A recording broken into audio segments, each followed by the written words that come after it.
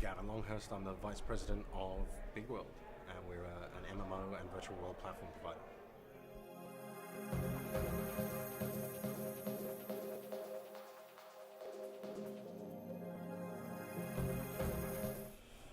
I think it's the length and breadth of all of these competing and cooperative technologies, or rather how they're going to compete and how they're going to cooperate.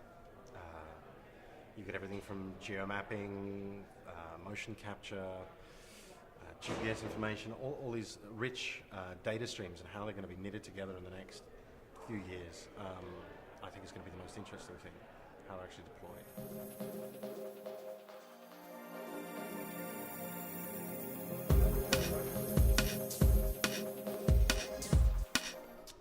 Well, we had just had a discussion outside about, I guess, the digital divide.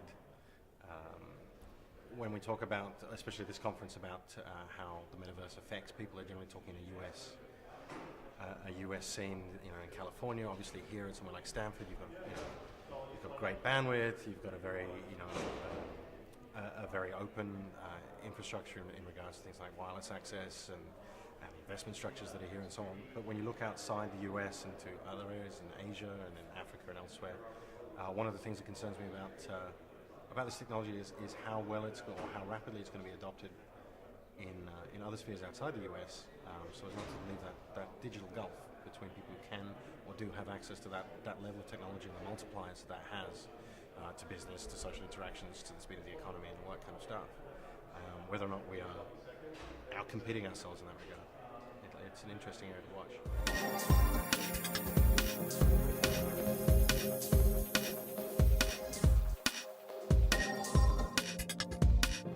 Again, one of the threads that have been coming up in conversations is about privacy, about where the line in the sand is, about what is public, what is private information, how you want that imparted.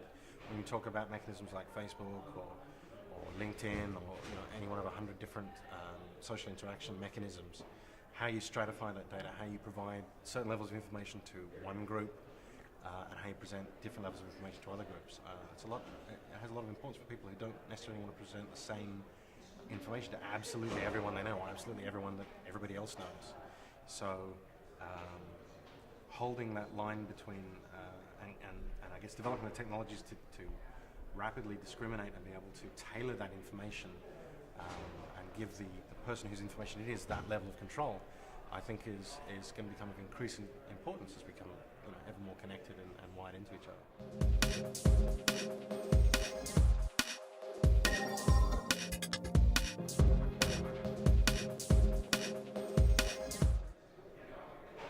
Yeah, I'd have to keep going with my previous answer, which is that the sheer volume of information that we have to provide, the relevance of that information, and the contextual searchability of that information, like any large amount of data, it took us as a species quite a long time to get to the point where we can have computerized tools to allow us to mine and manage that data and interrogate it in certain ways.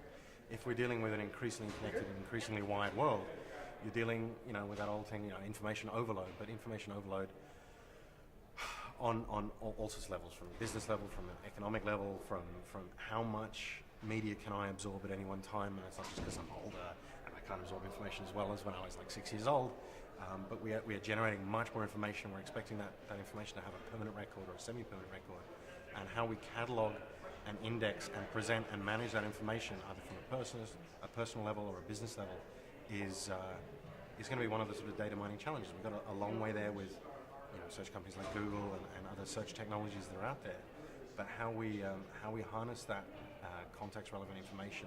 If I'm here at this spot in Stanford, there's probably been 100 presentations given here in this very, very spot. So if we're talking about a fantastic idea of having a geospatial overlay about what happened here on this spot, there's 1,000 events that have happened here over a period of 30 years that may be cataloged in that kind of information.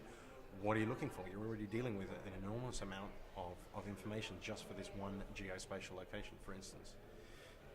So how you catalog, how you interrogate, how you search for relevance based on interest and profile and everything else is important. And again, the obverse of that is that at the other end of the extreme, you end up too specialized, or only looking for certain types of data. You're only looking for rock bands in this particular spot, despite the fact that somebody else might have been here and had something worthwhile that you wanted to hear about, but you're only listening or looking for certain aspects of information, and so you're effectively cutting yourself out of these same opportunities. So it's an interesting problem, I think, to have.